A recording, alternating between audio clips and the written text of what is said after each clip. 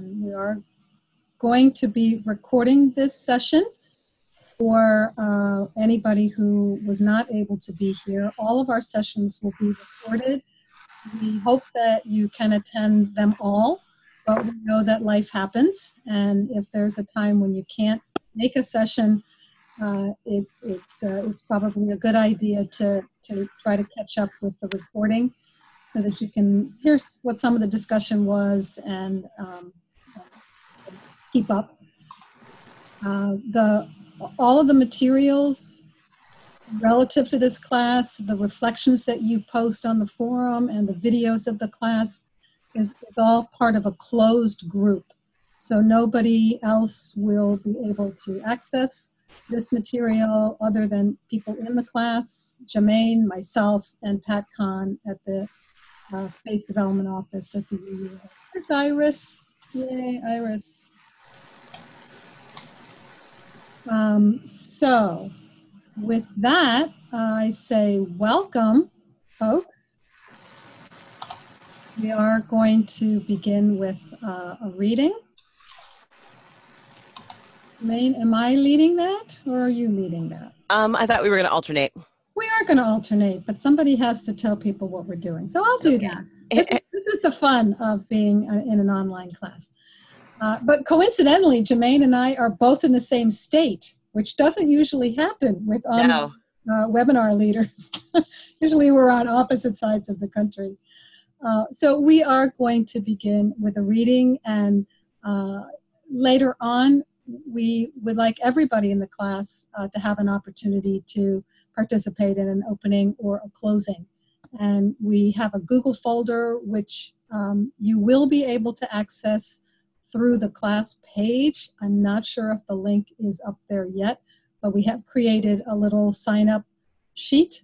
So folks who wish to, and there's not quite enough openings and closings for everybody. So if you're on the shyer side, you may not have to fill a spot. So, but today Jermaine and I are going to take turns reading, and we'd like to invite you to read along with us.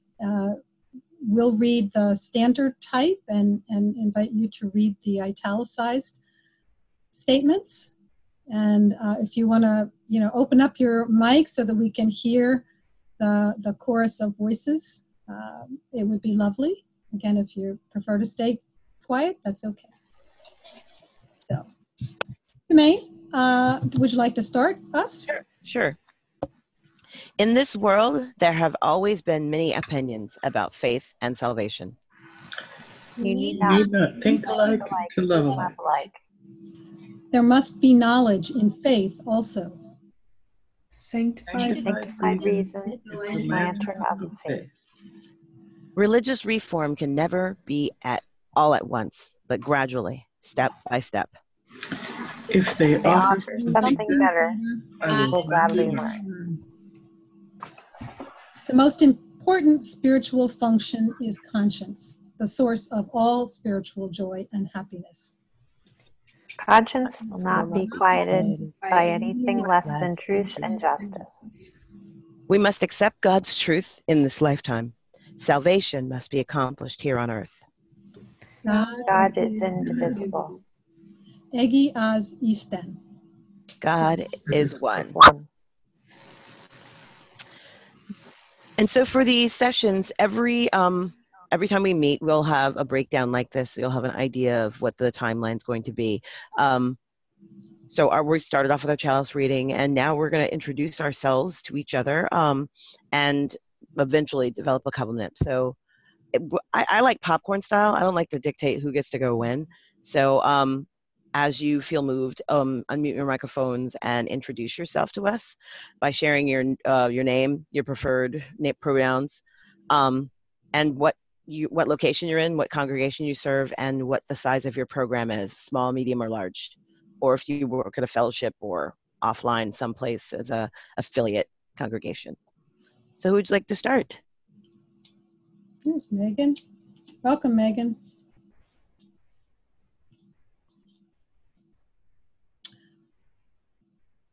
I'll start. I'm Pat, also known as Patricia. I answer to either. I am she, her, hers, my preferred pronoun. I work for the Central East Region staff, which is part of the UUA's congregational life staff. So I work directly with congregations in the field. So I'm not working, I'm working with a constituency of 200 congregations, and I'm more closely connected with about 30 congregations. Who's next?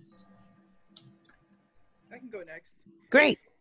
My name is Jaquise Robertson. My pronouns are she, her, hers. I am the DRE for the Unitarian Universalist Community Church of Southwest Michigan in Portage, Michigan. So I'm part of the Mid-America region. And we have a small RE program. Thank you. Welcome. I'm going to jump in. My name is Jermaine Kripe, she, her, hers.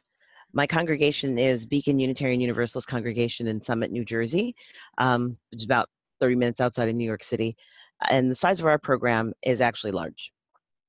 We have 135 kids registered. I want to say it's 140 something, but I think that's different because some of the kids have moved up. And our youth program is 120 registered between 6th grade and 12th grade, and an active participation of about 70 of those kids each week. I'm the youth director at the congregation, so my domain is middle school and high school.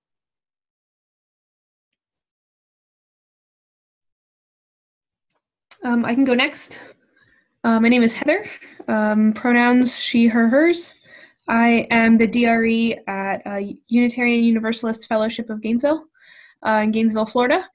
And we have a small program. My big weekends are 25 kids. But we have about 200 members in our congregation and anywhere from 25 to 30 kids active at this point. So.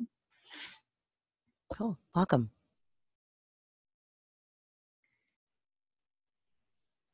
Hi, my name is Jess Bors. Can you hear me okay? We can, Jess. Okay, great, because I have a new microphone and I can't hear myself. My preferred pronouns are she, her, hers, and I am the acting DRE part-time at Bucksmont UU Fellowship in Warrenton, Pennsylvania, which is just north of Philadelphia. But I live in Easton, Pennsylvania, just 8 miles from New Jersey. The congregation thinks they're bigger than they really are. We have 50 registered young people, and we have about 25 weekly as our average attendance.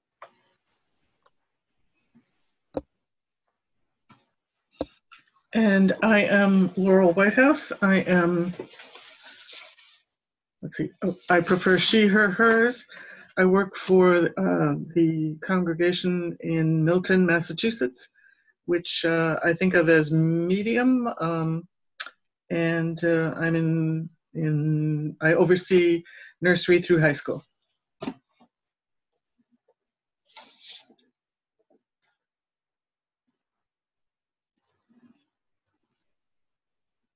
Hi. Hey everybody, I'm Carolyn. I am the Director of Religious Education at Allen Avenue Church in Portland, Maine. And I've been on the job for 2 years, and my preferred pronouns are she, her, hers. The relative size of my program is we have 62 regularly enrolled and about 30 to 40 attending Sunday, including visitors. We have about 250 members in the congregation.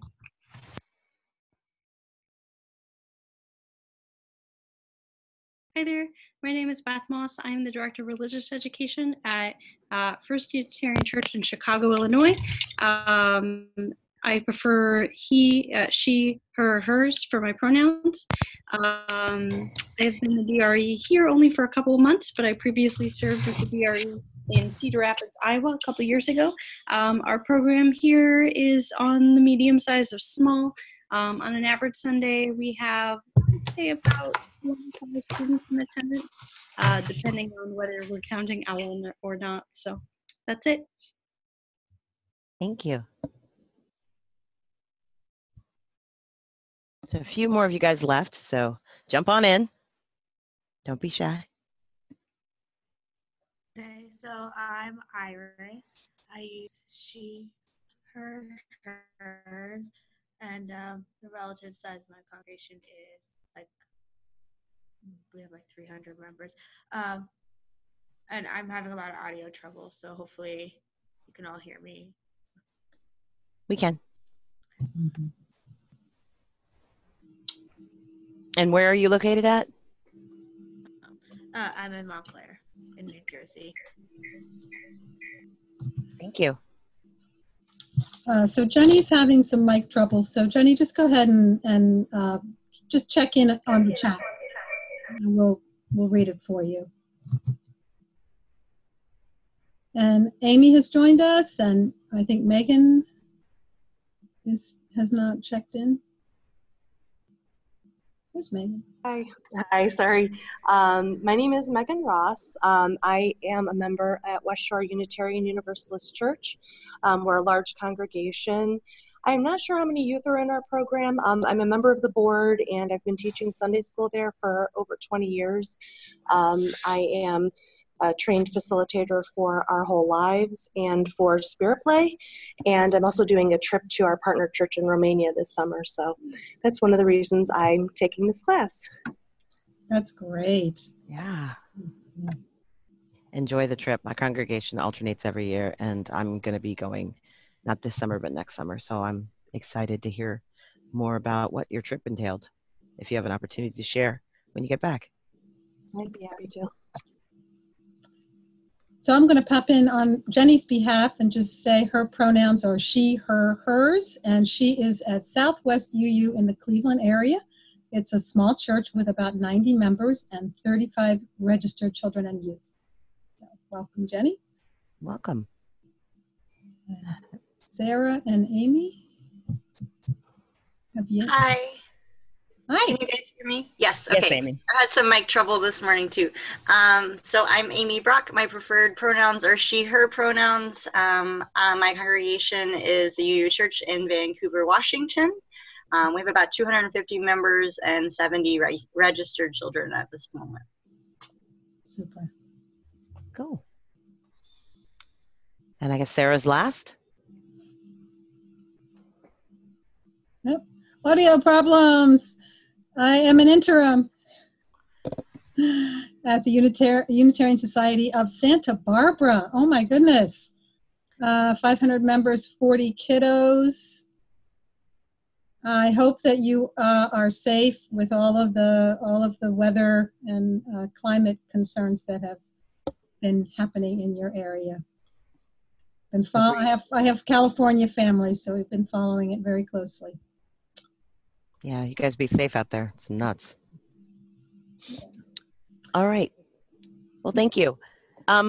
Every time you meet as a class, usually even in your own congregation, you guys are pretty familiar with the idea of the covenant. And so we are going to try to put a covenant together. And we can adjust it as it's going, because obviously covenants are a living document. So there are a few general things that we had put on the list here that we can totally add to if you feel so moved. But they're pretty self-explanatory. And Pat, I don't know if you want to walk them through it or. Sure. Yeah, I can do that. And I appreciate that folks most of you have already been able to do this, which is to arrive on time and to test your tech, as you can. We are, hopeful that you will be able to attend every session. But as I said to somebody, we're not without compassion. We know that things happen. So arriving on time is helpful. Whoops. Sorry. That's all right. right. Too far. It will come back. It will come back. Reading the materials in advance, there is, for this particular class, there is a breadth and depth of materials that is probably a little, if you've taken other Renaissance modules, it may be a little bit more than you're used to. And I can also say that there is a great deal more that you can read if you are a lover of history, or if there's a particular piece that you're passionate about. But we want people to be able to participate in the discussion. And some of the questions, if you've skimmed the material, you'll be able to feel like you can participate fully. But some of them, you'll really want to dig in and read up as much as possible. There is a requirement for this class to do a written reflection every week. It's a 250-word reflection.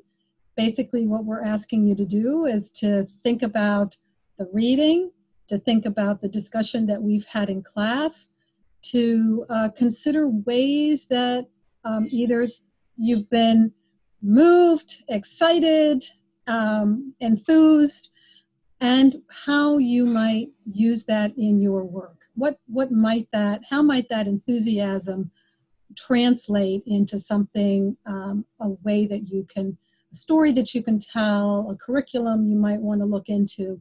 How are you going to use it? We would like you to be able to complete those reflections by Monday at noon. So we're meeting Thursday. So that's giving you Friday, Saturday, Sunday, and into Monday. And we know that many of you, obviously, you're working on Sunday, and some of you have Monday off. But if you can make that happen, that gives other folks an opportunity to read the reflection that you've written and, be further inspired by what you have, by what you've shared. And if you want to, respond as time allows to other folks' postings, that is great. Jermaine and I will be reading everything. Pat Kahn also pops in and reads most of the writing. So it's not just going into an abyss. There will be people who will be appreciating your work. And then just being aware of the space you're taking up. We have limited time here, and we have, this is a full class. We were actually a little oversubscribed, but we're good numbers wise. So when we have 15 or 20 minutes to take care of, to work through a discussion question, everybody may not be able to contribute. Everybody may not have the same amount of time. So just if we would use as much brevity as you can, and also just Jermaine and I are responsible for making sure that we hear from everybody during the course of 2 hours. But if you notice that you're taking up a little bit more space than feels comfortable, step back. Yep, that's the youth phrase, step forward, step back. I wanted to clarify a little bit of advice as someone who not only took this class online, but has taught it for a while. In the reflections, it may seem that 250 words seems like a large amount. It's not really. And if you actually use that time for Monday, for example, that could be something that could be written in 30 minutes. As far as responding to other people's reflections, you are not required to respond to every single one. I just wanted to clarify that because that would make it seem ridiculous, the amount of work. If there's one or two in each session that inspire you, or you want to counterpoint an argument or add something to it, please feel free to do so. But it's more of a idea of that you're listening and reading each other's work and possibly pulling insights from each other. So you're not required to reply to all of them, but for at least a couple each session. And there's no 250-word requirement to the response. Okay? Yeah, 250 words is it's basically a long paragraph. Yeah. And, we're not counting. Yeah. Yeah. What else? Is there anything else that folks feel would be useful to add to this in this moment?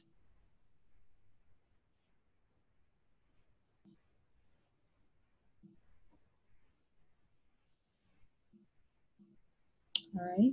All right. Hearing none. We're going to, all right. We are right on time. Yes, we are.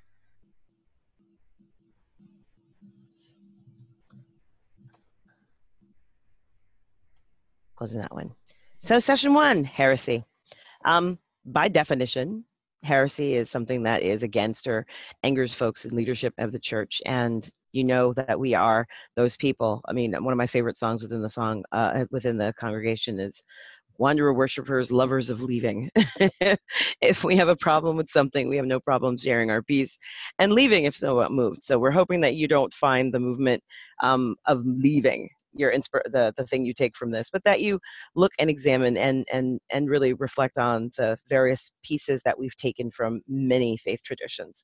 And the first one that we're going to focus on is the foundation, our first, our origins, going all the way back to Jesus, as since both the Unitarian and the Universalist denominations are Christian based.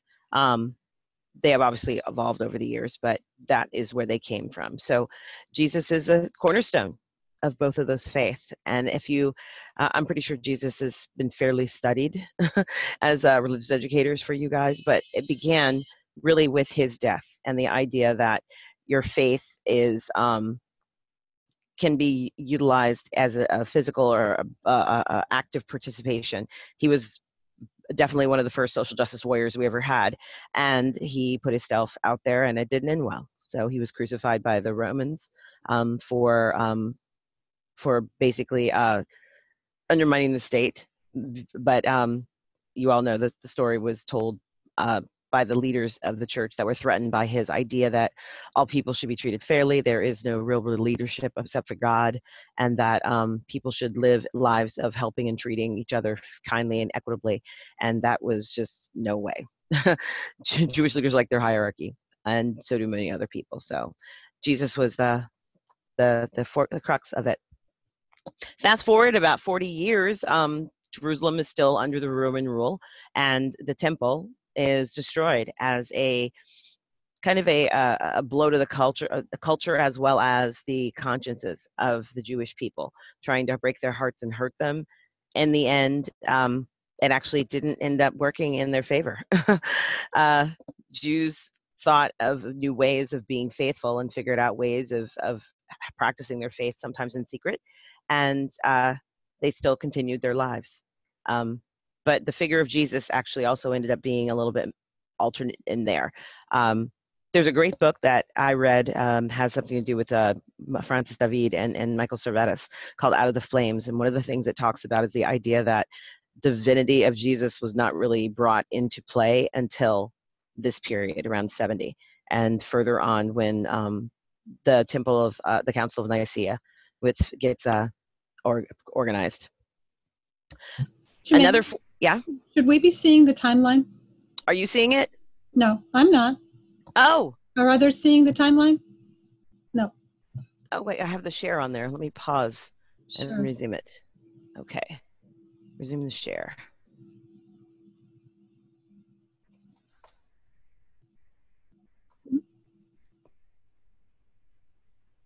I'm going to end the slideshow for a second and just go right to, since we're sharing the screen. Can you see it now? Give it a minute. I'm still seeing slides.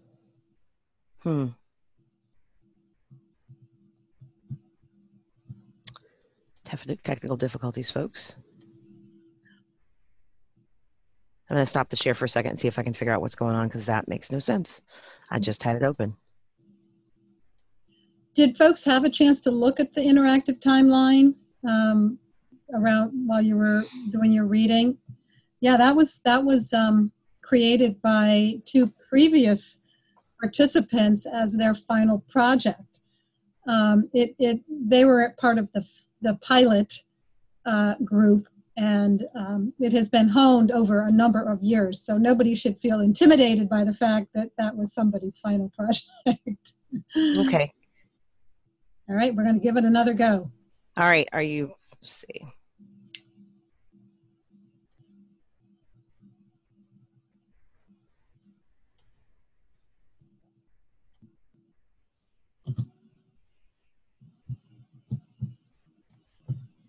Do you want me to try to bring it up? Nope, I'm going to the desktop. I'm just going to pull it straight from there, because technically the video is supposed to just pull up, and it didn't. There it goes. So, there you go. All right, death of Jesus. The temple, and now to Origen of Alexandria. He was a writer, a theologian, who talked about universal salvation and the idea that God doesn't condemn anybody to death. And for that idea of hell, and not just basically disappearing, but being born over and over again, kind of has a bit of the Hindu ideas, the ideas of the Hindu faith, about basically being reborn over and over again, so that you would actually learn to be more like God, or learn about being a better person, and eventually achieving that ultimate salvation. He did not believe in one and done. And that was a controversial way of thinking. Arius of Alexandria was a priest, actually, in the Middle East, who believed that Jesus was a great teacher and a perfect example, or a really good example of how to be, but he did not buy into the idea of him being God's son and being divine. He thought that many teachings of Jesus's were useful in helping people become closer to God, but he did not believe that Jesus was the Son of God. Then the Council of Nicaea happened in 325, and Constantine, the emperor at the time, as a way of stopping all the fighting, because since Jesus' death up until now, the idea of who is responsible, who are the teachers, who are the leaders, who is ultimately in charge, and what should people believe, was battled constantly. And Constantine, as a way of trying to just settle the argument once and done for all, decided to convene this council, who made the decision that the role of the church was going to be mandated by the leadership appointed by the emperor and his leadership. And so that is where a lot of the main dogma that falls under general Christianity falls in today, which is the Trinity, God the Father, Son, Holy Spirit, that the Bible is the absolute infallible truth, and that salvation, universal salvation, can be attained by living a life according to the practices and teachings in the Bible. But ultimately, during this time period, there were a lot of people who didn't read, and so they were dependent upon the religious scholars of the time to lead them correctly and advise them properly. And there were good ones and bad ones, as there always are. So the fights did not ultimately end. Origen of Alexandria comes back into play, and he actually in space lays out 4 terms that he believes are obviously not in the Bible.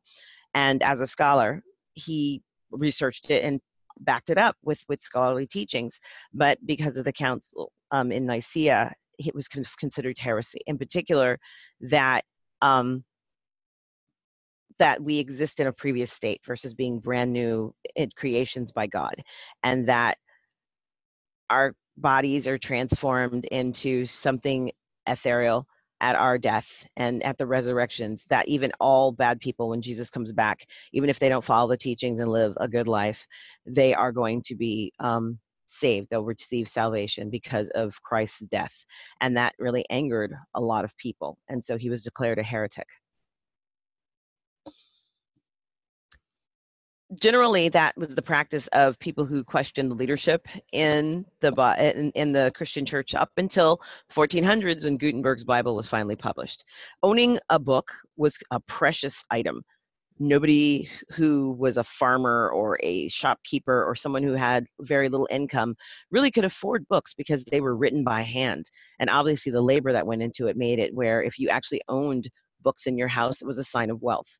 And many people didn't have books, so many people didn't know how to read until Gutenberg got the publishing press together, put the printing press together, and started the first bit of mass production, and was able to print this Bible and many other books in languages for everyone who was willing to read or learn how to read to publish.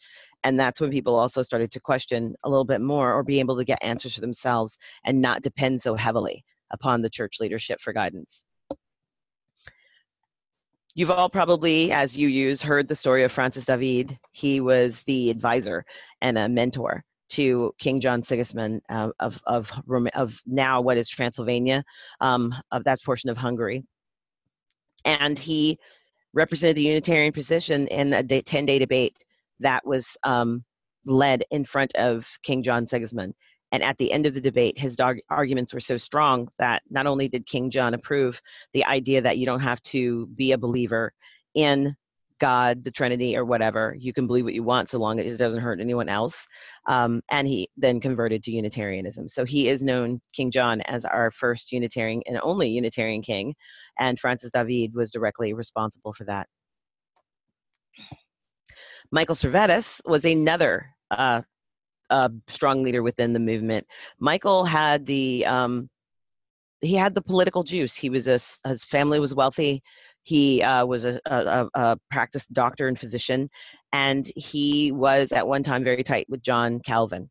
And ultimately, it was John Calvin who ultimately led to his death, burning at the stake, by getting in a large theological debate that Michael Servetus actually won hands down. The book I referenced earlier, called Out of the Flames, and I'll put the title in the Arthur later on in the chat box, goes into great detail about the very polite but very vicious letter writing arguments that John Calvin and Servetus engaged in that ultimately led to his death, because Calvin actually had followers and people in power who believed in him and the Trinity, and Servetus did not. So he was burned at the stake after being imprisoned, and it ultimately ended up in him being the better man, because in Switzerland, where John Calvin actually established the Calvinist church, there's a statue in town of Michael Servetus. So ultimately, Servetus is being held, at least within the Switzerland community and their history, as the guy who won the battle and was improperly imprisoned, as well as murdered, basically, because John Calvin was a bit of a bully and ultimately didn't like being told that he was wrong. Martin Luther in Germany published his 95 Theses and hung them on the church door, basically complaining about the idea that wealthy people are able to buy themselves salvation, basically allowing that heaven would be the place of the wealthy and that poor people were not going to be able to pay their way out of the sins that they committed. And that was absolutely anti-beliefs of Martin Luther, and he published his Theses in 1517, and it sparked a lot of people to leave the Catholic Church at the time and form other sects, and one of them being Lutheranism. Michael Servetus published his book, Errors of Divinity, Errors of the Trinity, and actually shows that the Trinity is not from the Bible, that it was a man-made contrivance. And he angered a lot of people in power, because the Trinity and the idea that you had to pray for salvation and become this follower believer of only what the leaders in the congregations or the councils believed you should follow. It didn't allow the freedom of questioning God. And as a believer and as a Trinitarian, as a scholar of the Word, he believed that that was actually one of the things that God gave us, the ability to reason and logic and think, and that we should be able to challenge leadership and say, no, I don't buy this. And that's what his books did. And it ultimately was used as evidence to convict him and later burn him at the stake. Martin Luther's church is established in 1531 as one of the first breakoffs from the Catholic Church. John Calvin ultimately wrote a theology, a way of being, which was very detailed in how to worship and organize a church and how to behave. Very strict, no room for questioning, and it was scooped up and used quite heavily. Socinus wrote that Jesus was a savior, not because he was the Son of God, but because of the way he lived and not how he died. The words he used to take on the church and leadership, the way he helped the poor and fed the hungry and talked to anybody and never held anyone in a higher esteem or lower esteem because of the job they had or the family he came from. He also did not believe in baptism. He didn't believe that there was a justification for it. If you just lived a good life, you were following Jesus, and that was considered heresy because that obviously took the power of doing good out of the hands of the church. Michael Servetus was burned at the stake for his beliefs and denying the Trinity, and also infant baptism. John Sigismund in 1568 put together the Edict of Torda and declared freedom of conscience and allowing people to openly study their own faith and their own beliefs, and that no one would be punished or mistreated because they did not believe what the majority believed. And that was a freeing thought for many people who questioned the church. In Poland, the idea of anti-Trinitarianism in Christianity actually took off very well. And it actually was the primary faith tradition in many of the leaders. It's one of the few places in the world that still have Unitarian exclusively churches that do have a lot of the trappings and rituals of a Christian congregation, but the one bit that is not held in high esteem is the idea of the Trinity. And their ideas are very, very similar to what we as Unitarians today follow. This is probably one of the first catechisms, a booklet that had a uniform group of prayers and sacraments and how to manage a congregation, other than the John Calvin ones. This is the Acts of Uniformity, and this was written for the Church of England, another sect that broke off during the Protestant Reformation. Joseph Priestley was one of our American Unitarian forebears, and he was a scientist again. We have a lot of thinkers in our backstories who believed that there were the scientific method. He believed in Jesus being a man, a great thinker, but a man. And that caused him to not only lose his home and his lab in England, but it forced him to have to flee to the United States, and in fear of his life. And he was one of the people who helped establish one of the first Unitarian congregations in the country, the church in Philadelphia. This is a replica of the lab that was burned. Essex Street Chapel, which is still being used today in England, is considered the birthplace of European Universalism. And the churches are still in existence, and that building that you see right there in black and white is still being utilized as that. So Joseph Priestley moves to the United States and lives in Pennsylvania, and he continues his work as a leader and a scholar in the Unitarian Church.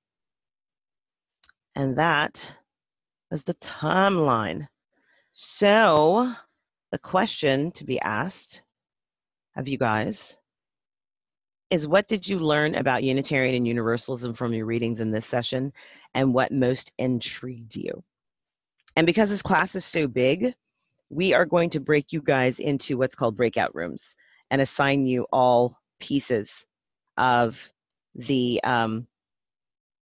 of this conversation to discuss in a smaller setting. So I don't know if Pat has done it. Pat, have you already set the breakouts, or would you like me to do that?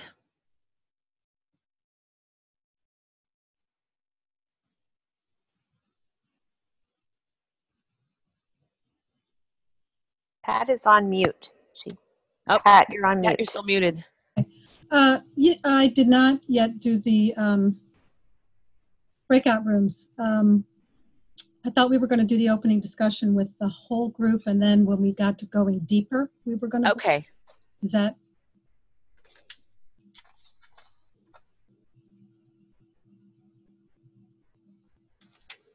We can do the going deeper right now. Okay, I thought we were going to do it out loud. So yeah, we can actually do since we're all in the same room, we can just hop in. Was there something in the reading or stories that really stood out for you, or was there something in it that you did not know before that you know now?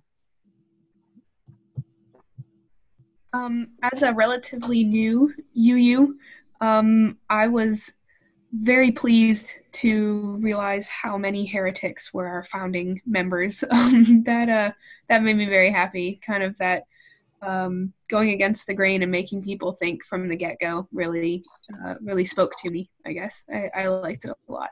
So. Right.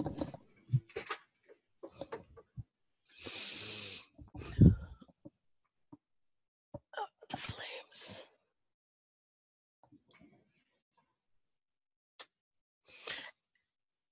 Jenny, you're muted. It looked like you were. Oh, Carolyn, you want to go?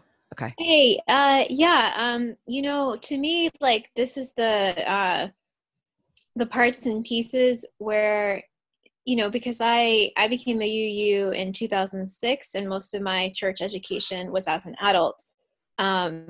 So I've had it in bits and pieces in like sermon and reading. I've never taken a history class before. so to me, like the timeline is really helpful because it's like when you take the subway and you only get off at one stop and you're like, okay, I don't know how this stop fits in with all the other stops in the system. It's like seeing that big subway map. So that's been really helpful. And I didn't initially realize how connected to like the roots of Judaism and Christianity the story of the heretics was. So that's been great. Cool. Thank you, Carolyn. Jenny, I think you were kind of waving your hand like you were going to jump in.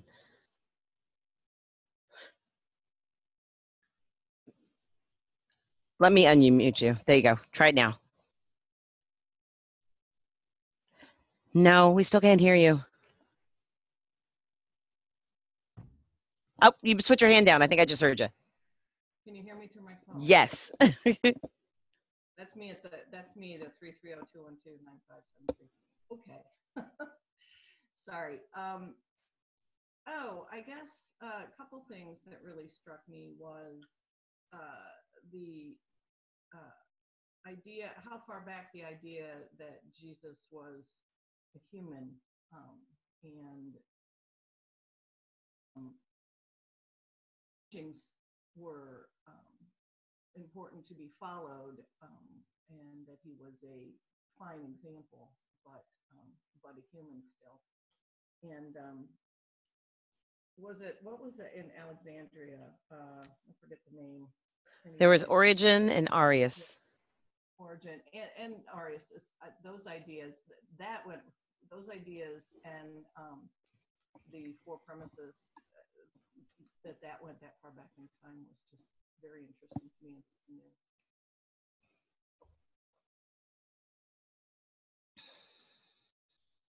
Sarah pointed out, I did not realize how many of our early leaders did not buy into the divine Jesus, seeing him as a leader, not a deity. Mm-hmm. That's always fascinated me, that really the theology of the Trinity was really a political choice, a political decision, as much as it was a theological decision.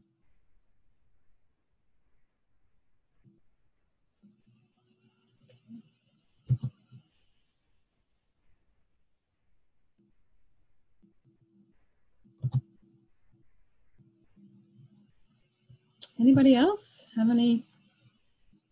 I think for myself, so I studied religion in college, and so it was very interesting because like I knew all the history, but it like very nicely like sidestepped Unitarianism, Universalism.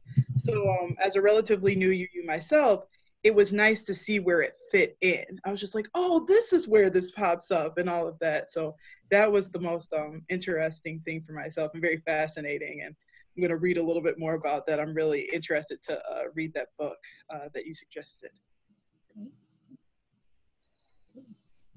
For me, as a child growing up, I was Unitarian. I was not Unitarian Universalist. I was UCC. And we always read the Nicene Creed, and I never really kind of knew where that came from. Mm-hmm. So it was nice to have the reference for that, and why I, to this day, don't read it when I go to visit a church that tends to read it. Last year at Christmas, I took my daughter to a UCC congregation, and she was like, the story was great. I got all the backstory of the birth of Jesus, but she's like, what was with that reading? I didn't get that. So it was fun to have that reference.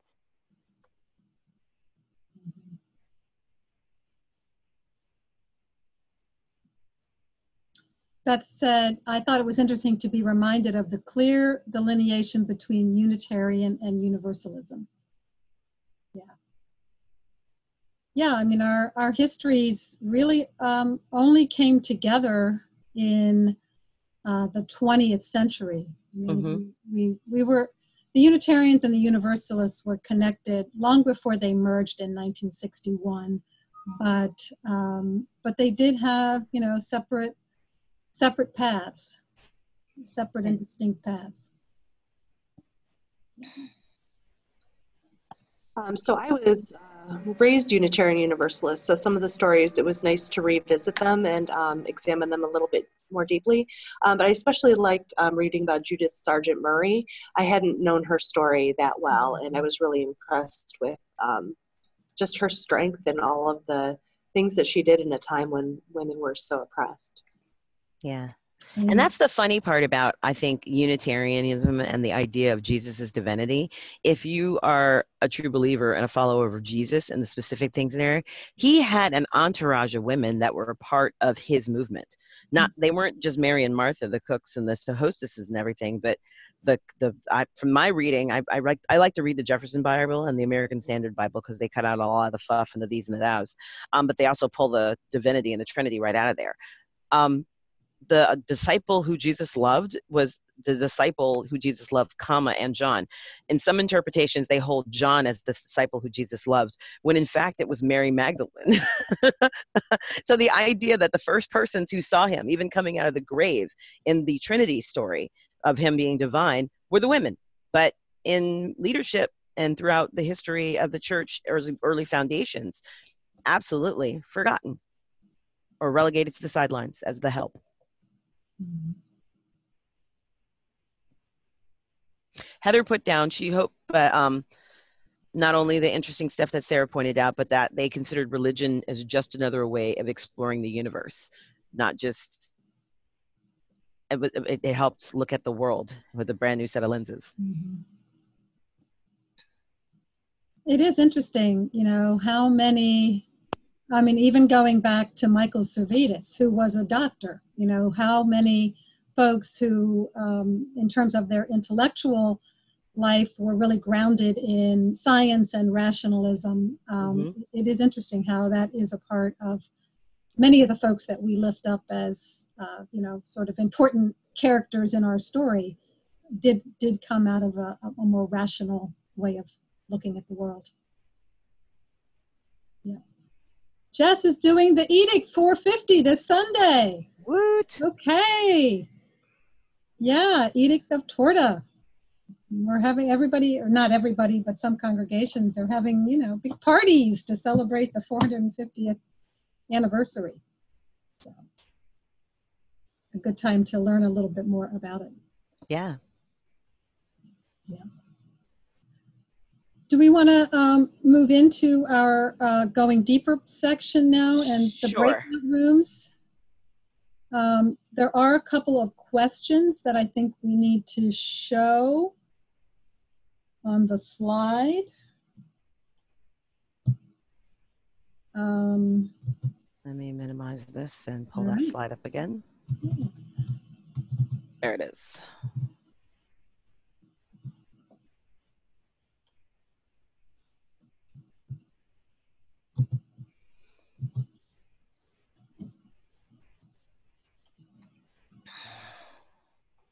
So there's 2 or 3 questions that are going to come up on this slide, and we're going to be in two groups of 6.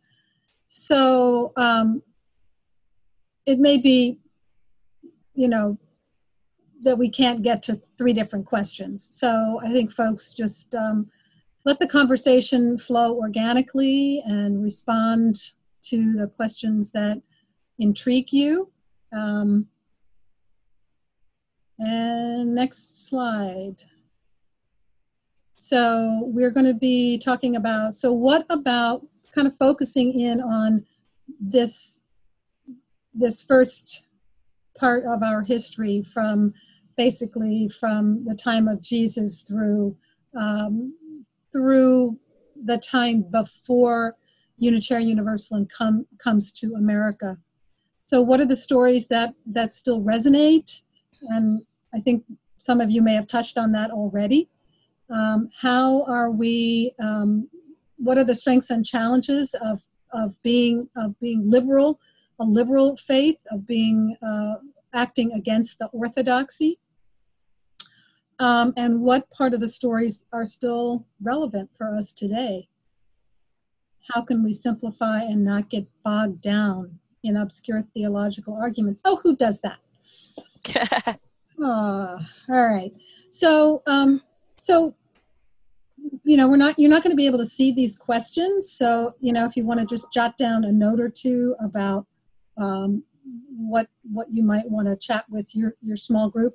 We're going to be in this small group for 15 minutes, and you will get you'll get a little bit of a warning, and we'll come back together and just take a quick peek at the partner church, and then we'll have our break. So that's what we're doing. I am going to put you're going to get a little thing that says to join a room. So go ahead and click on that to join your room.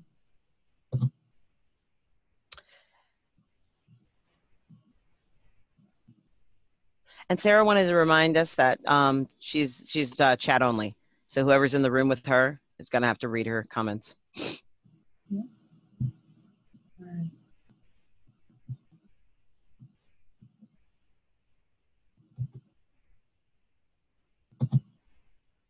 There it is. Mm-hmm. Mm-hmm.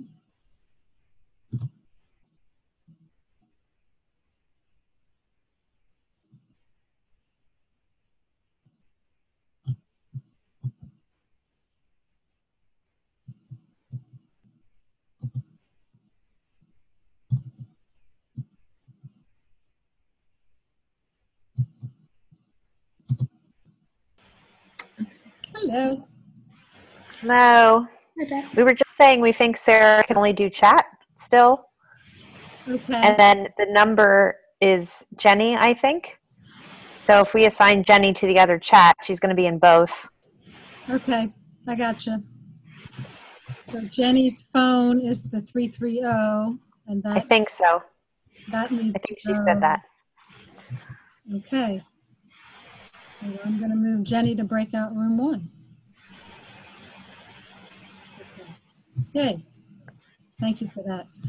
Yeah. So how does this heretic thing? How does it still resonate today? Like I said, I really like it because I feel like it, I don't know, kind of encompasses a lot of who we are. Maybe I'm being a little bit lighthearted about it, but, kind of going against the grain and really challenging the status quo has always been the mark of a heretic. That's someone that didn't want to fall in line. And I personally like that very much. And I also think that that's something that UUs embrace because we like learning and we like exploring and we like personal growth. So I think we're still heretics, at least according to a lot of people. Yeah, I think, particularly in our current political context, where the sort of the Christian tradition is lifted up above others, I think that our heretic cred is given new meaning. Yes. Yeah. Sarah has raised her hand. You are in the chat room for the breakout. Can you hear us?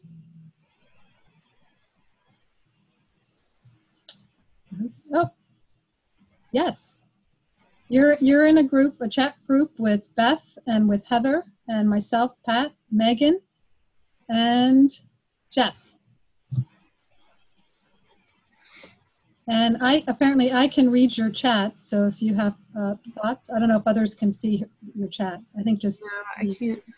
No, we can't see the chat. All right. Because it's in the main room, maybe.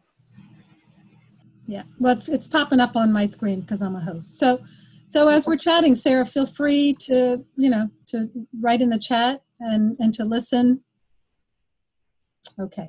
All right. Others. Any other thoughts about heretics? I think I've only worked for fellowships, and I find that that's an interesting sort of dynamic because I've only been member of a church, both UU, but the fellowship mentality seems to embrace that heretic background, and they're really proud of it, and they really want to, lift that up every Sunday morning where they say we're a non-creedal religion, and I wonder how much of that hurts us. To embrace that so fully that non-churched or people who come from a church background get a little put off by it because it feels like we're not owning our faith as much, maybe. That there are Christians within our communities. There are pagans and all kinds of other folks in between. And I don't know how much of that is good. This whole, yes, we're off the grid. We're not, mainstream or whatever. I don't know how much of that is good or bad. Yeah. Do folks know what Jess is talking about when she says fellowship? Is that a term that anybody is not confused by? It was a program of the mostly of the 1950s, where congregations were started in the thick of the humanist days, without ministers, and with just sort of a different sort of sense of authority in the congregation. That's interesting, Jess. It's actually, it's interesting. It reminds me of when I first did our new member orientation, when I first came to UUFG, one of the questions I asked of the member that was running the orientation, why isn't everyone UU? Like, why is this something that hasn't just caught on? And she gave me a really interesting answer. It's because some people really like that order. Some people like the idea of the hierarchy or those very orderly, strict's a harsh word, but so I feel like structure, yeah. But you're right. I mean, it's out of a lot of people's comfort zone, and so we have to be mindful of that just as much as we have to be mindful of other people's cultures. So, it's a good point. Great. Sarah says, I have found that as heretics, we can define what we don't believe in, while it is easily, she's still typing, or it's still coming to me. Let's see if it is harder to say what we do believe in, and here in Santa Barbara, we are a society. So they are a society. So yeah, I mean, we have that whole thing with, are we a church? Are we a fellowship? Are we a society? Are we a congregation? And we even sort of push back against the traditional way that the community is known. Are there stories that you think would be like useful? Stories from this part of our history that are useful in your RE program today, for example? As a spirit play teacher, I of course am looking at these stories in the through the lens of baskets, and how can I make story baskets out of these? And I'm sure, I mean, we do have some that are, we have like the Francis David basket and some of the other Unitarian stories, but thinking about which other ones might exist out there, and how to expand our collection of UU history ones is really interesting. I definitely like a Judith Sargent Murray basket sometime in the future. Have to get on my basket makers about that. That is great. Yeah, and our youth group would say, "Oh, we need a Michael Servetus basket with a pack of matches in it, right?" Yeah. Oh my goodness. Anybody else?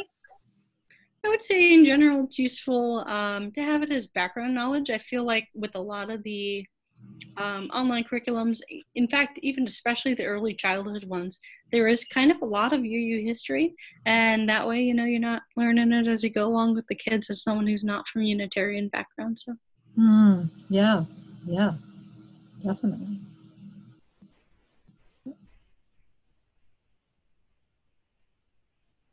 I think it's important to have these stories in the RE programs, because if you're coming from a Christian Sunday school background as a parent, in your mind, that's what your expectation is, that there's a story and there's a learning from the story. So however you present that through spirit play or tapestry of faith or whatever, I think for me personally, I like having a story and a learning that goes with the story. It's just where I live. That's my comfort. So I think it's nice to have, because you can't just always talk about Jesus and those biblical stories. There are other stories that come too that are important. Mm-hmm. Definitely. But I think that so many of these stories are people who stood up for their beliefs even when they weren't popular. And I think that's always appealing to children and adults to hear those sorts of stories about standing up for what you believe in. Yeah, for sure. I think some of the early stories were, you know, it's funny because, you know, some people have this impression of Unitarian Universalism as a casual faith, right? Oh, you can believe whatever you want. And yet, when we look back in our far history, we see there were people who literally gave their lives for this tradition that, you know, has come through history to be our version, our modern version of Unitarian and Universalism. So it's nothing casual about our history. And I think we have another contribution here from, Sarah says, standing up even though it is unpopular is a very important lesson for kids.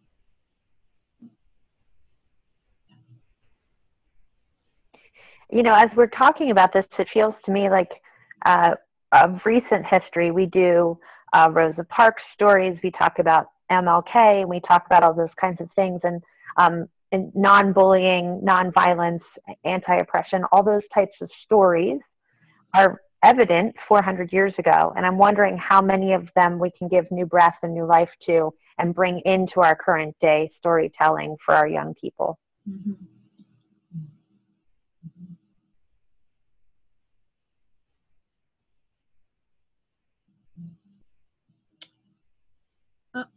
When I'm looking at this particular piece of our history, I always wonder, you know, how much is it in our DNA to be countercultural? So part of the evolution of Unitarian Universalism is that as the culture moves towards our values and our beliefs, we swing back and we go to another place. It's like we don't ever want to be part of the center. That we have this thing in our DNA that we're always going to be a little bit heretical. So it's interesting. You know, when we talk about, you know, what is our theology and feeling like we can't, it's like a squirrel running around the yard. We can't quite capture it because it's constantly, as soon as it starts to become mainstream, we shift, which is an interesting possibility. So, let's see, I have 3:04, so it looks like we've got about another minute. So let me just, I'm going to close this room, which I think will give us about 30 seconds. So Sarah says we are very counterculture.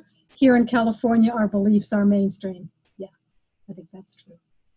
So here's 30 seconds for, 60 seconds for any last thoughts. And if folks are feeling quiet, we can just, you know, you should get a button that says you can return to the main room, and we'll regather there.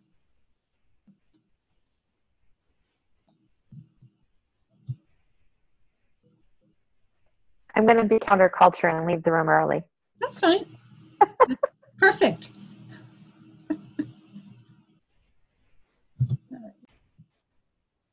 All right.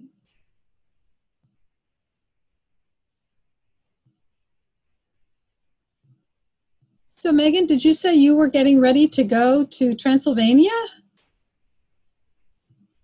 Is that like a summer trip or? Yeah, so we West Shore has a partner church in Bagyon, Transylvania, Okay. or Romania, and we've been going for close to 20 years, and I've never been yet. And I decided this year was going to be the year, so we're going in July. We're doing, because of the Edict of Torda, a tour around and looking at different historical sites, and then I'll be spending a week in the village. Super. That's wonderful. Excited. Yay. Okay, I think most of us are back. Yep, we're back. Is your whole group back? Mm-hmm. Okay, very good. All right. So I hope that we had good conversation and had an opportunity to dig a little bit deeper into this heretical past of ours. And we're going to just take a couple minutes to click on a link for the partner church. Jermaine, do you want me to do that, or do you want to do that? The link wasn't working out of the thing yesterday, so I can actually just cut and paste it. So I can do that real fast. Sure. Okay. So many of our congregations have relationships, connections over time. Megan was just saying her congregation, West Shore, has had a relationship for 20 years. I'm with a congregation in Cherry Hill, New Jersey, and they've got more than 20 years relationship with a Transylvanian congregation in Zekardesh. And they have been here, and we have been there, and we have even helped to sponsor one of their seminarians who came to Star King. So if you aren't familiar with the partner church, or if your congregation, hey, there you go. Yeah. And there are partner churches in the Philippines. There are partner churches in India. So it's not just in the Transylvanian area of Romania, but there are other parts of the world. Unitarian Universalism is a global faith. So, and there are. I hope you all can see the map. So there are some in the Czech Republic, and a number on the continent of Africa. Hong Kong, I didn't know about Hong Kong. Yeah, I think that was a plant from Americans that were working overseas. Wonderful. Wonderful. Yeah. So yeah, there's a partnership. So yeah, the pathways to being a partner. Mm-hmm. All right, how to be one.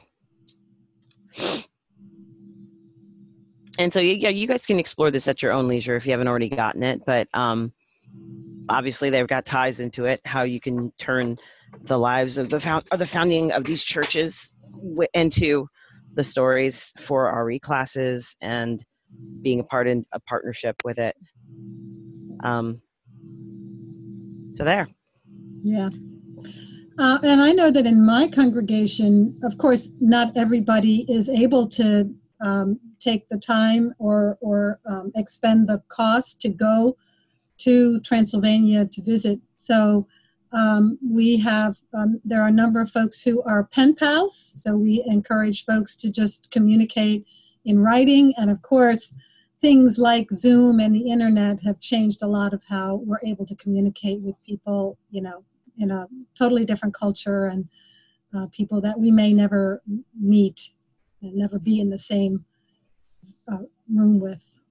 Yeah, and it's a great resource for youth because we end up taking 2 to 5 youth every time we make that trip.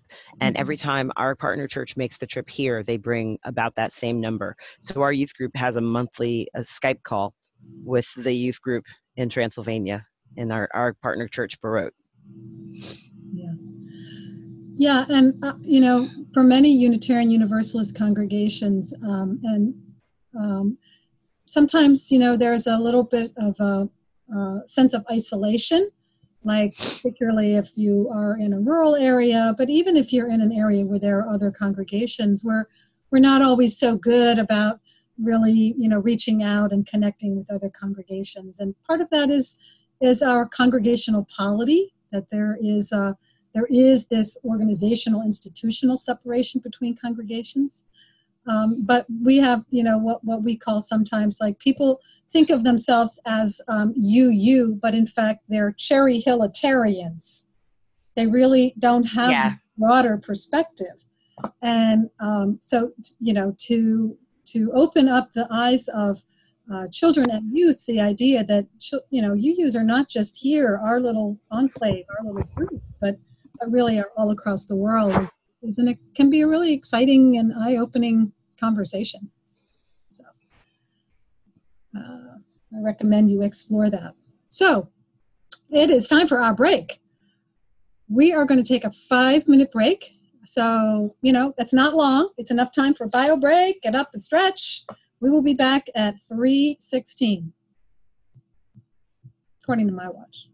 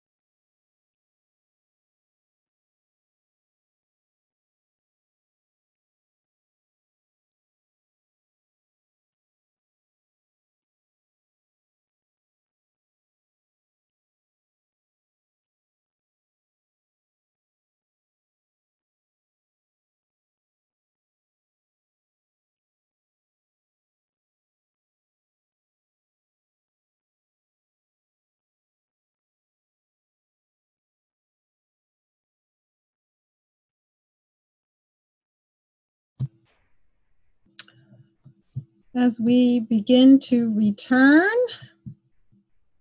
I am going to share my screen, and hopefully we can get the, let's see, to get the timeline up. Hopefully we don't have any more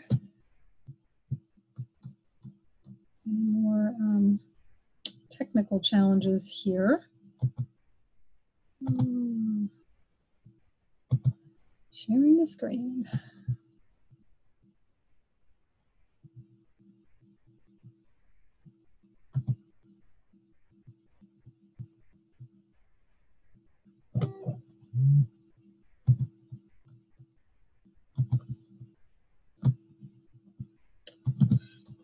All right.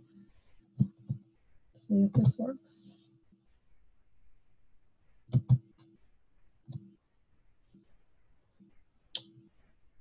What are we seeing? Does anybody see the timeline? Yeah, okay, great. All right. Couple folks are, I'm not sure if everybody's back, but we're gonna keep moving on just so that we can be sure. Beth, did you have a question? Nope, just testing out a feature. Sorry about that. No, it's fine. No, I'm glad. It's good to see people use it. We didn't really talk about that at the beginning. So the second half of this first session, we focus on what we call the founders, which is the characters who really brought Unitarian Universalism not only literally into America, but some of the first ministers and some of the first folks to preach the theology of Unitarian and Universalism, but also who brought it into the larger landscape, into the religious conversation of the day. So we're going to start with Thomas Potter, and some of you may know the story of Thomas Potter. It's one of those really famous ones that gets put into a lot of children's religious education curricula. But he built this chapel, and he had a belief in the salvation of all, and he built a chapel and said he wasn't going to go back to his other congregation until the preacher arrived who would preach the gospel as he believed it. And so this ship showed up on got caught in a bad tide just off his property in Good Luck, New Jersey, around Barnegat, New Jersey. The ship was the Good Luck, and off steps John Murray, and he was convinced to stay. He had just left England, and his family had died, and he had been indebted, and he said, I'm not going there. I'm not a preacher anymore. And Thomas Potter said, well, if the tide doesn't turn by Sunday, will you preach? And he did. And John Murray, of course, went on to be recognized as the founder of Universalism in America. George de Benneville was also in America. He was not known as the founder because he was preaching it, but he didn't get the recognition and the notoriety, and he wasn't in the right place at the right time to be named the founder of Universalism. But he was called the first preacher of Universalism in America. And there is a lovely and amazing retreat camp in California that is named for him. Joseph Priestley appears again. Joseph Priestley was a scientist, and he was in England, and he began to preach this idea of universal salvation, that all are saved. And there were folks who just did not agree with that, and so they became an angry mob, and they burned down his home. And like John Murray, who left in some very despairing circumstances, Joseph Priestley came to America, and he was part of the story of Unitarianism as well, and he was part of the founding of the first Unitarian congregation, Church of Philadelphia, which still is around today on Chestnut Street in Philadelphia. And he knew Ben Franklin, he knew Benjamin Rush, he knew a lot of the thinkers of the day, many of whom were part of the creating the democracy, creating our country. So he had a connection and relationship with those people, and he may have had somewhat of a voice. And I live in what used to be called the Joseph Priestley District, as do a couple others on this call. It was an area that formerly known as a district. John Murray was identified as our founder, the founder of Universalism. And we've heard the story. It's been called at times a miracle story. One of the interesting things about John Murray is, so there's a wonderful retreat center on the land that at one time was part of Thomas Potter's farm. And there is a church there that is where the church was that John Murray preached in, but is not the church. And there's a plaque that says that has some words that are attributed to John Murray. Give them hope, not hell, which is this very sort of famous line that's attributed to John Murray. And there's been some recent scholarship by the Reverend Susan Ritchie, who is not only a minister, but also an academic and a historian. And it is, Susan contends that he did not actually say that those were not his actual words. So this is the great plaque with these famous words that may not have been said by John Murray. Judith Sargent Murray. So she was married to John Murray. She was his second wife, and he was her second husband. She was a congregant in the church that John Murray preached at up in Massachusetts. She was not formally educated, but she was a prolific writer, an early feminist, and one of the most, she's had a number of important contributions, but one of the most important contributions was the creation of the first catechism for children. And, kind of the catechism of the day was that you would ask a question and children would provide a rote answer.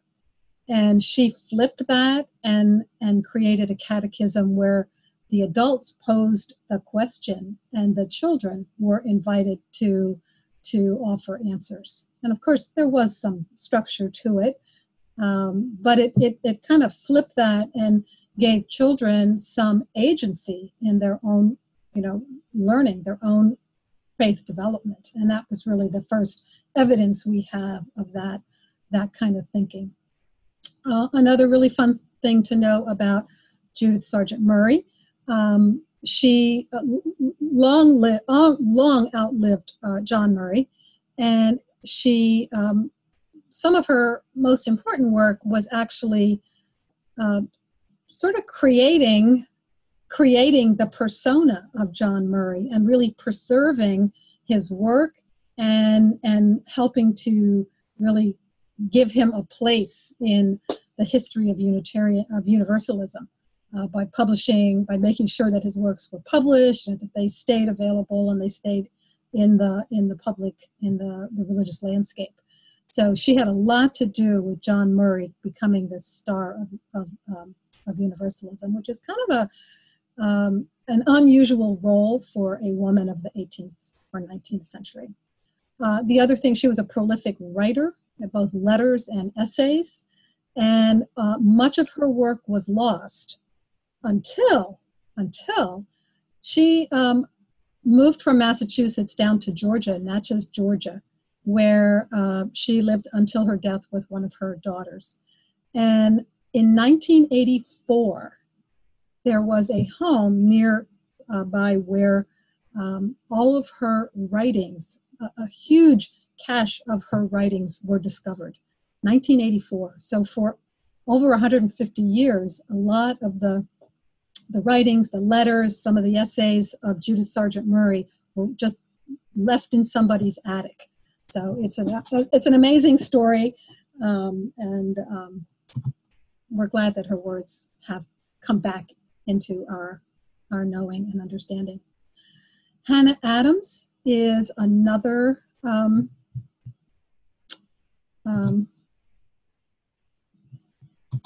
I see a lot of stuff in the chat. Jermaine, I'm not following the chat so much. If there's they were just commenting on the idea of the miracle story. What exactly was the miracle? I'm sorry. Somebody, yeah, feel free to unmute and ask me if I gloss over something like that. My apologies. Nope.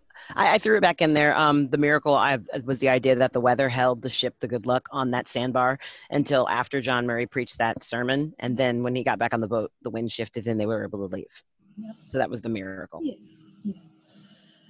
Probably a little. It's a little puff in there with a miracle story. It may or may not be grounded in the complete truth. Or Thomas Potter may have been down there putting, loading bricks, anchoring the ship so that it didn't go. So Hannah Adams is another interesting character. She was, again, not an educated woman, but she wrote a couple of really important books, important in her time, where they talked about books that were like the history of religion, and talked about lots of different religions and lots of different understandings of religion in her day. And there really wasn't anything quite like that. And so she really was sort of an unassuming woman. And, the other interesting thing about these women, Judith Sargent Murray, Hannah Adams, they were all cleaning and scrubbing and baking bread and raising families and, living a very, domestic type of 18th century life while they were doing this amazing scholarship and bringing these amazing ideas into the public square. So it wasn't easy for them, but we are grateful that that survived. And I think you also actually read within the idea behind it that this book was so well written that it was used as a text at Harvard Theological School, Divinity School, and that at one point someone tried to take credit for her work, but because she had connections like John Adams and 2 presidents, that was eventually squashed, and she was given the credit she was due. Yeah. So in 1770, Murray met Potter. We've kind of talked about that, and Murray did preach in this chapel, and eventually made his way to Massachusetts, where basically a congregation was created for him. Hosea Ballou was one of the early Universalist ministers. He was an itinerant preacher, as most Universalist ministers were. And, he was, one of the interesting things about Universalists versus Unitarian is he wasn't a Harvard-educated preacher. He sort of found his religion, which turned out to be Universalism, at the age of 19, and never went to a formal seminary, yet became, one of the most, certainly one of the most revered today, one of the most revered voices of the early understanding of Universalism. Does everyone understand or know the difference between Universalism and Unitarianism? Well, that was part of the reading, so hopefully some folks were able to glean that from the reading. Okay. Right? Universalism, all are saved. There's no original sin. Unitarianism is sort of the God is one, non-Trinitarian thinking. That's the pinky thumbnail. So this independent Christian church is the church that was created expressly to give John Murray a pulpit. He had actually applied for a position at another congregation, but was still a little bit too outside of the mainstream for that congregation to hire him. So a group created a church for him.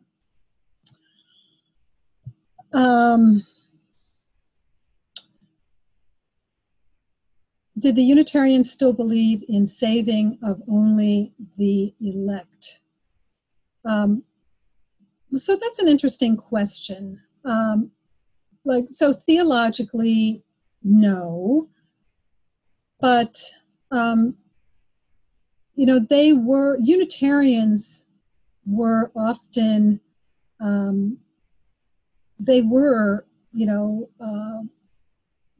more educated, they were more affluent, they were people who had some privilege to them, but they were not Calvinists in the way that we understand that those who are elect.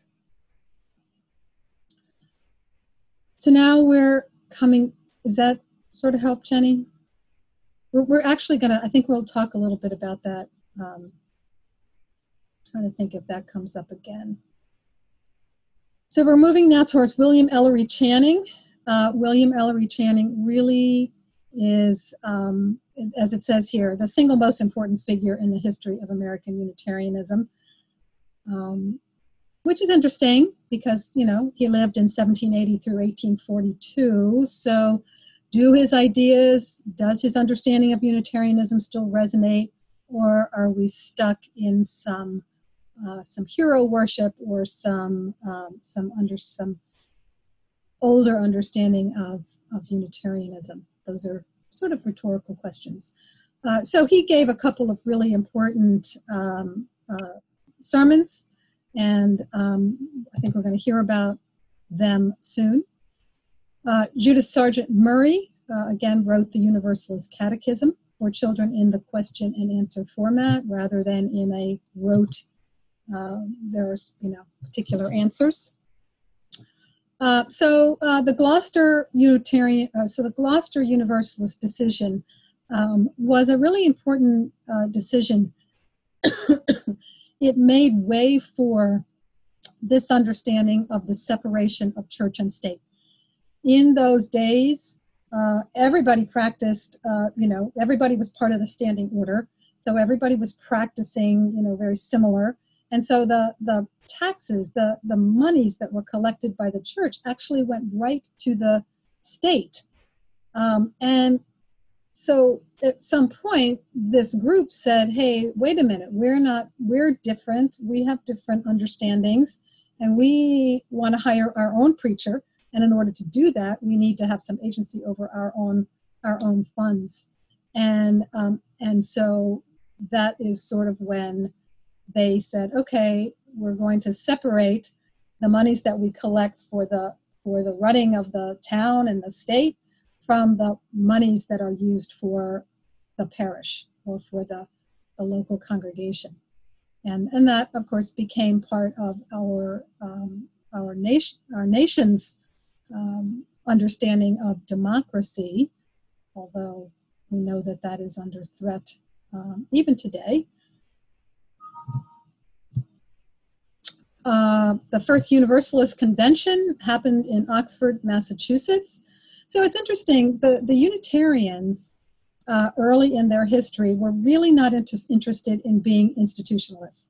They were really focused sort of on, the individual, ministers, a little bit of hero worship around some of the ministers of that day, mostly Channing.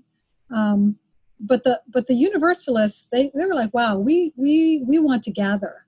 And that there are still pieces of that are very much a part of certain areas of the country. For example, we still have a Universalist convention in New York State. We have Universalist convention, very small, in Pennsylvania. And there are some people who have, against Susan Ritchie, the Reverend Susan Ritchie, who has likened there is something called a Summer Institute that happens in Ohio that was part of the tradition of the Ohio Meadville district. And some people have said that is like the gatherings that we used to call conventions. So there's still that yearning and that interest and that desire to be together that exists in some legacy fashion in some parts of the country.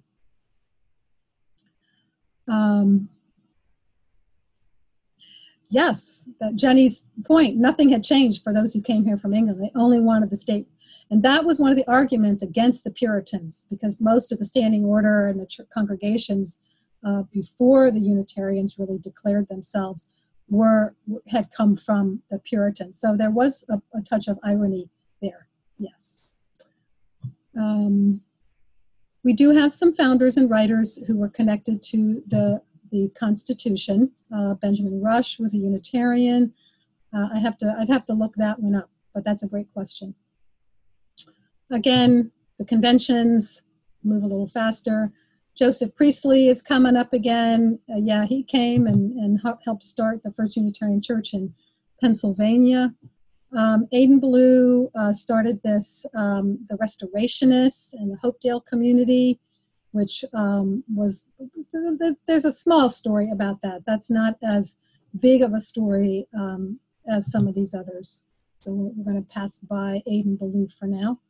A lot of these folks, there is an online UU history site that was started years ago by folks who just were interested. And if you Google that, you can actually get quite a bit of history. And I think there's some links to it later on when we get into the 20th century. So this was a really important moment.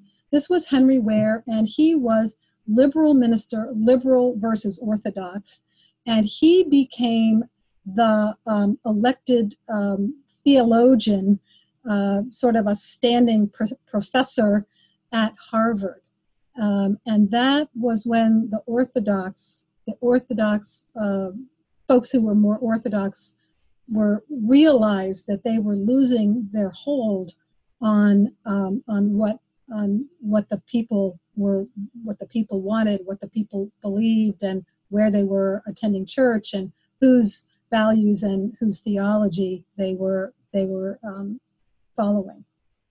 So this was a crucial event. Hosea Blue published a treatise on atonement, and there was something in the reading about that his position was that sin is punished on earth during your lifetime, and that all will be saved in the afterlife. That wasn't the only Universalist take. There were some others as well.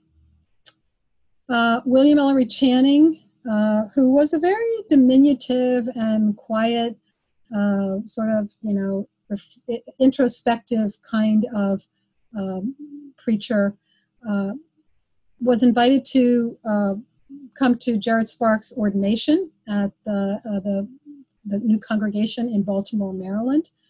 And because of this controversy that had started with Henry Ware getting the professor's chair at Harvard, this was the moment when the first time that William Ellery Channing stood up for this group of liberal ministers and said, yes, we are Unitarian, and these are the things that make us so. And he iterated 4 or 5 points, and it became all the rage, all the rage. And they still celebrate in Baltimore. They still celebrate the first Sunday of May of every year. They celebrate that sermon, the Baltimore sermon, and have special speakers and special guests, and it's a wonderful event. And so during this time, of course, many of the standing order congregations were now moving away from that Orthodox way of thinking and becoming more liberal in their theology. Unitarians eventually, reluctantly, did form the American Unitarian Association. They weren't really interested much in institutionalizing, but they realized at some point that they needed to do that.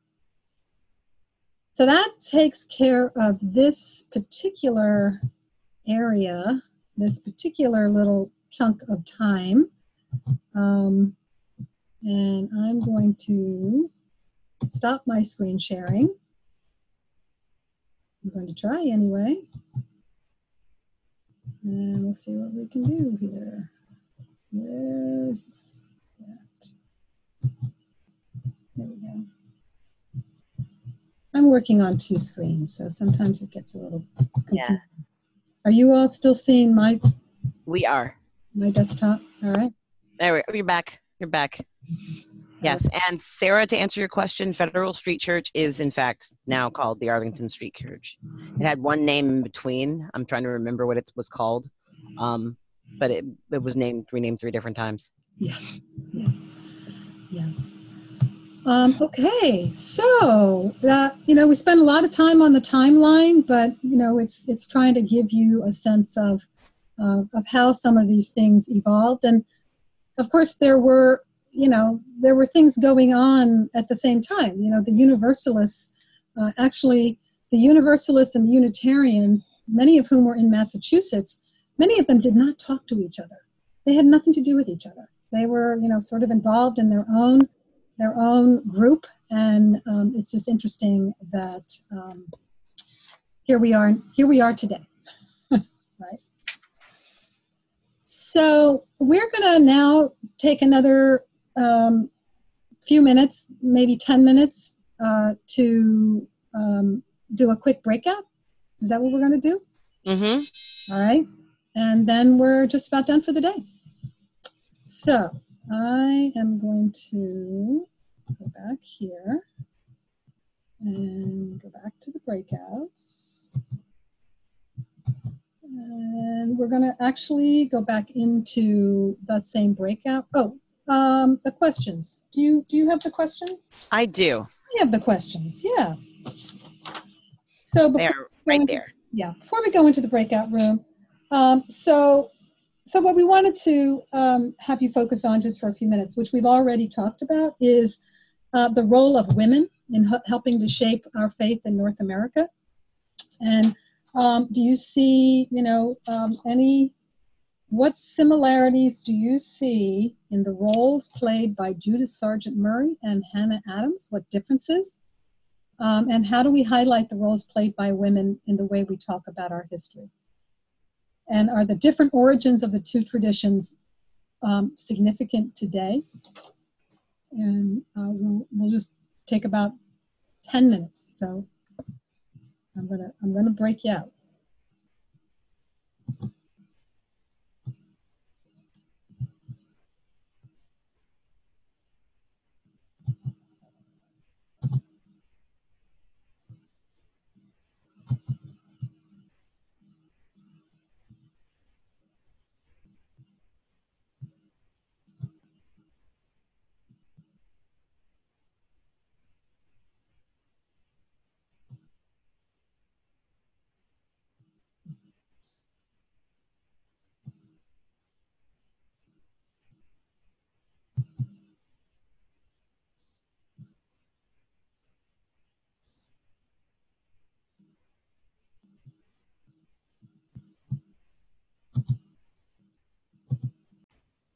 Hello again. Carolyn, were you in breakout room, the other breakout room? Yes, I was. Can you move me over there? Indeed I can. Sorry about that. For some reason you popped up as being unassigned, which I'm moving you. There you go. All right, we're back. Hi, Sarah. So what do you think about these amazing, fabulous women?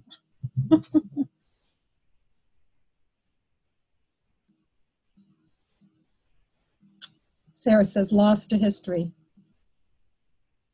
Yeah, it is true. Some of them. I was just thinking I'm embarrassed to say I don't know that I've heard of them before today and the readings. Like, I'm feeling a little embarrassed by that. Like, all we ever talk about is Sophia Lyon Faz, and then I wonder, well, there must be other women, but we don't often hear of them. Yeah.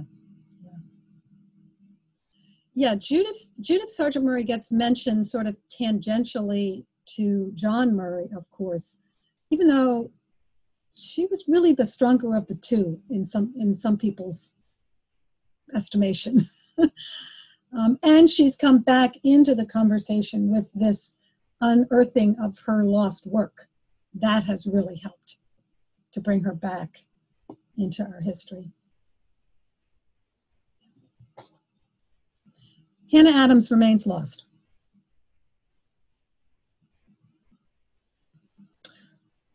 So her work was lost down in Natchez, Georgia, in the attic of a home near the home where she lived with her daughter and later passed away. Unknown how it got there, but it was discovered in the 1980s.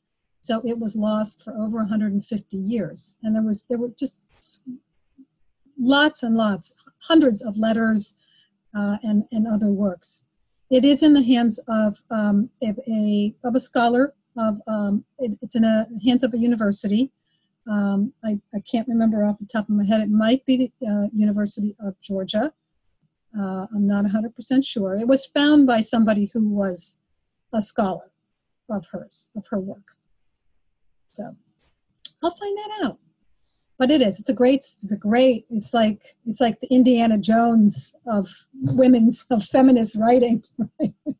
Found all of her work. And no boulders, just attic stairs.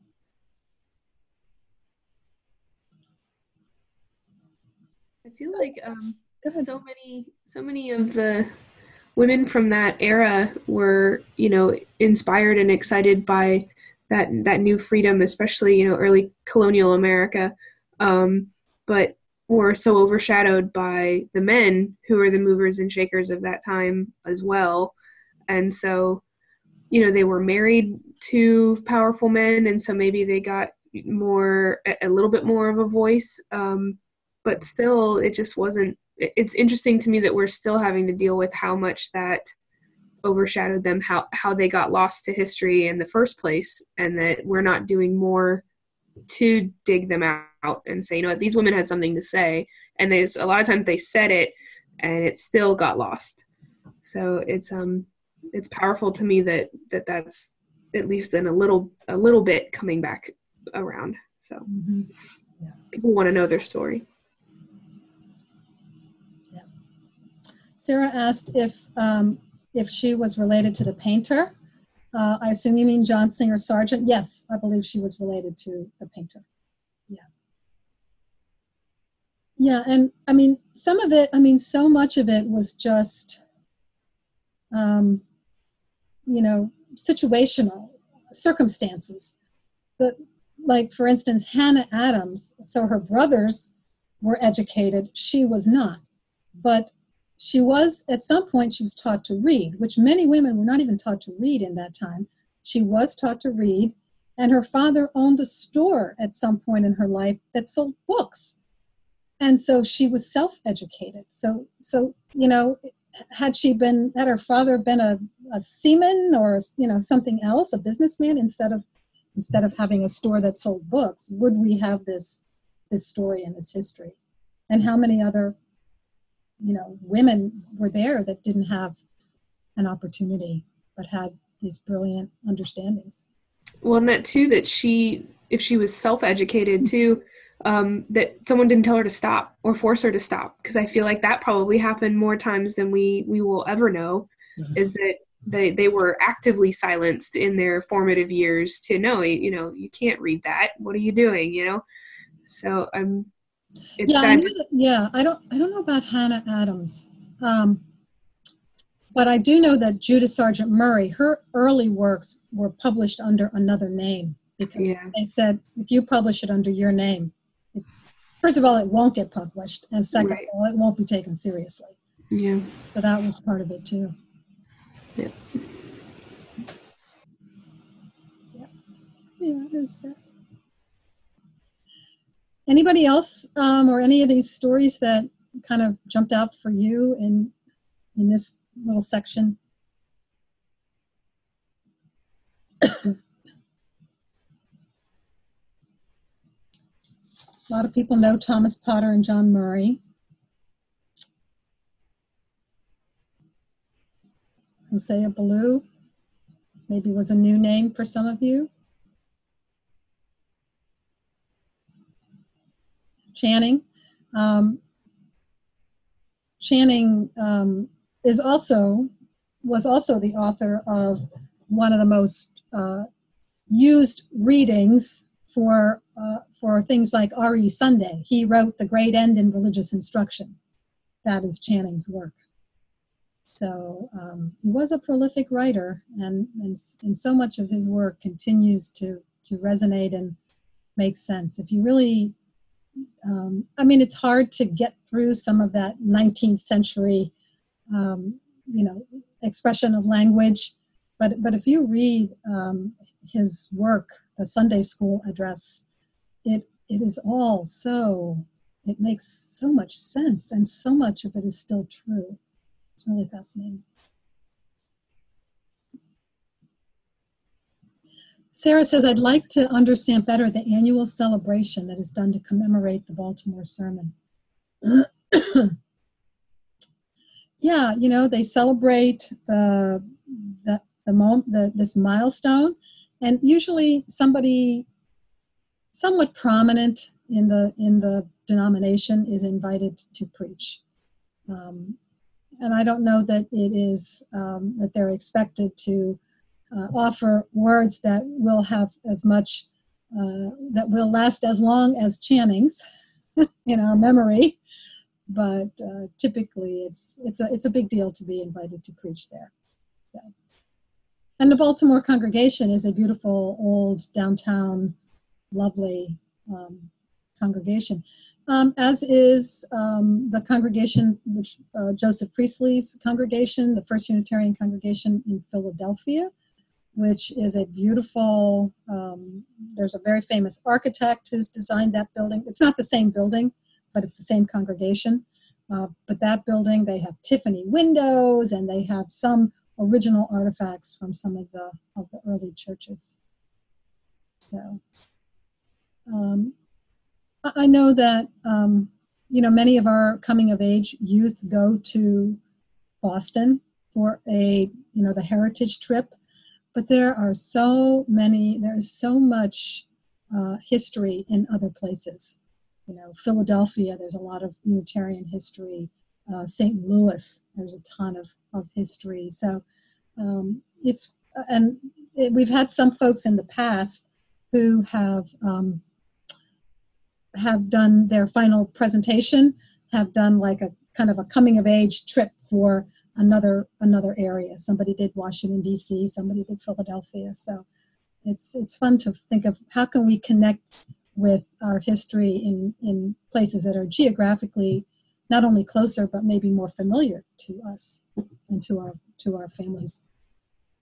So the Tiffany windows, there are Tiffany windows in Philadelphia at the congregation in downtown Philadelphia.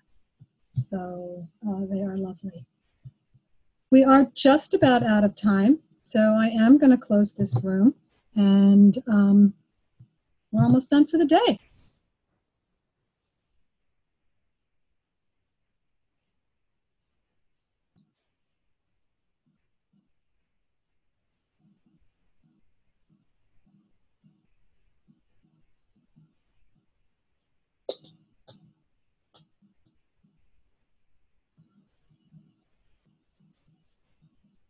our friends will be coming back very soon. There we go. Jenny, you got cut off in the middle of what you were saying when we got moved back to the chat room, well, to the main room. Sorry about that. That's all right. No, we're having some sound Jenny's issues. Yeah, we had some sound issues. Or Jenny was having some. Yeah. Oh, Jenny, just hop back on. I just wanted to let you know that we missed the tail end of what you were saying. That's great. Oh, that's great. Oh, it's okay. I don't know where it ended, but that's all right. You were talking about how your church was more on the Universalist side. Yeah, the church that I was a member of for many, many years, and we're founders of the university in town. However, the leaders of the church were the presidents of the church and the university at the time, and their names are all over the city, which is fascinating to me because we're kind of out in the suburbs and we're not not really very well known, but the leaders in our church are everywhere on the street names and building names and things like that. And Sojourner Truth gave her speech on the steps of that church as well, her A Woman speech. So a lot of tradition that we're proud of. That's amazing. That is cool. We are going to have a little bit of an activity, several sessions from now, where we invite you to share a little history of your congregation. So it'll be great to hear a little bit more about that story then, Jenny. That's fabulous.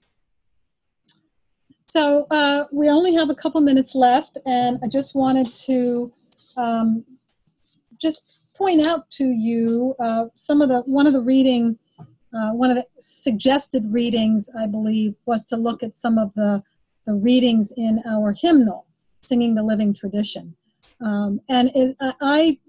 So, you know, we've had that hymnal since 1994, and we pick it up and use it regularly. And first time I ever took this UU history course, and all of a sudden I realized how much history I was holding in my hand. I was amazed. So, you know, you can really follow our story a little bit by the choices of the readings. There's a reading by Hosea Ballou. There's a reading by Channing. There's a reading by, I don't remember, there's John Murray. So, yeah, so, I mean, so some of these same actors that were, you know, really important, integral to our early history, show up in that hymnal in familiar readings that we use on a semi-regular basis. So it's a great resource. It's a great resource for you. And another thing you can do, if you look in the back, they've got all those pages with the numbers and the names and stuff like that. You can actually go and find the hymns that are inspired by some of the writings of these people as well. So you won't only get their words, but songs that were directly the inspired by those particular readings. Yep. Yeah. Which is really cool. I mean, when you begin to connect those threads, it's really it's kind of fun. So I think that's all we have time to say about Singing the Living Tradition, Jermaine, unless you have any other final thoughts on it. No, I think it's pretty good. Just thinking of new ways of using that would be the idea, like as a part of this course. You guys are going to be writing that 250-word reflection, and that could be something that would be one of those work projects. How is the hymnal a historical document for our faith? Yeah, that's great. Yeah. Jess is going to be doing our closing for us. Just a reminder to do some thinking, to do some reflecting. We don't expect it to be polished. It can be stream of consciousness. Just, think about, what resonated for you, what were you excited about? Was there anything that you were sad or disappointed about in some of the stories that you've heard? And how might you use it in a practical way, if you can think of a way or two. We do have a quick closing reading before, I think, for all of us. Oh, on the screen, so lovely. Yes, there it is. I printed it out and everything. Uh, Outwitted by Edwin Markham. He drew a circle that shut me out. Heretic, rebel, a thing to flout. But love and I had the wit to win. We drew a circle that took him in. great. Yeah. So thank you guys for coming Yep. Yes. and Thank you for being participating here so today. well in the class. Yeah, we'll be seeing you on the page, and we'll also be sending you some emails. So be on the lookout for emails. We'll send you the sign up, the link to the sign up to do the opening or the closing. Yep. All right. Have a great week. Have a great week and good Sundays for all of you who are on Sunday.